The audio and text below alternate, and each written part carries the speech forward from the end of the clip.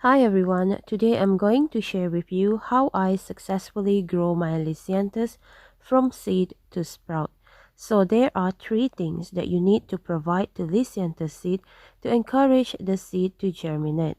They are light, humidity, and heat. Lisianthus seed need light to germinate.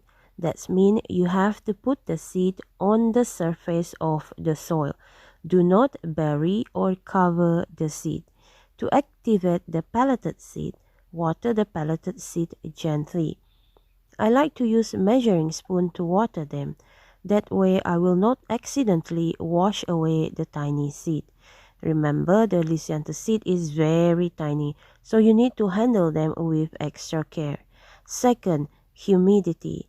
Cover the seed with humidity dome all the time until immersion. Do not let the seed dry.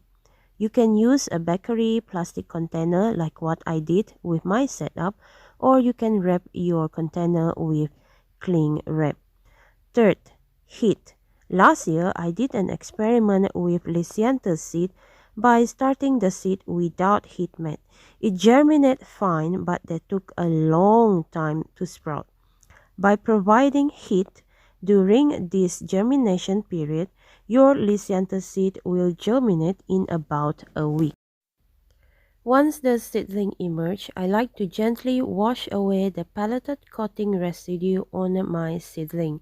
Some of the tiny seedling might still be covered with the coating, and it can simply be removed by a drop or two of water. You will notice some of the coating may be hard to soften with water. In that case, I will just leave it be. Remember not to overwater your seedling. A very saturated soil can invite mold that can kill the young seedling. Water your soil only when it appears dry. I like to water my seedling once daily, that is in the morning, so that it will have time to dry before night time. You don't want a damp soil in a dark room. It will easily invite mold.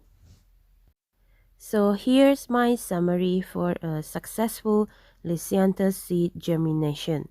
Number 1. Surface sow the seed. Provide 16 hours of light during the germination period. Cover the seed with humidity dome until immersion and turn on the heat mat all the time. And also make sure the soil is not dry. Second, once your seedling emerge, you can take off the humidity dome.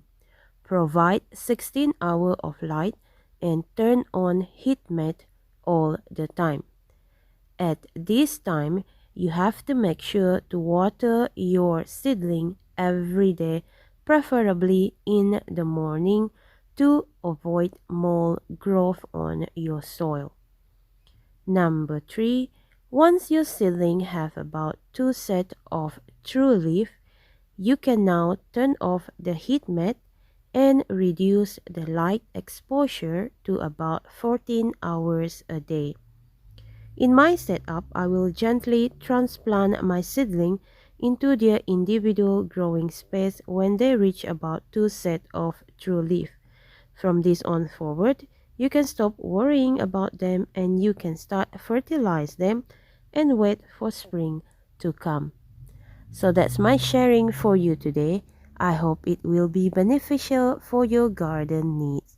If you like the content of our channel, consider subscribing to our channel. And I see you next time. Happy gardening!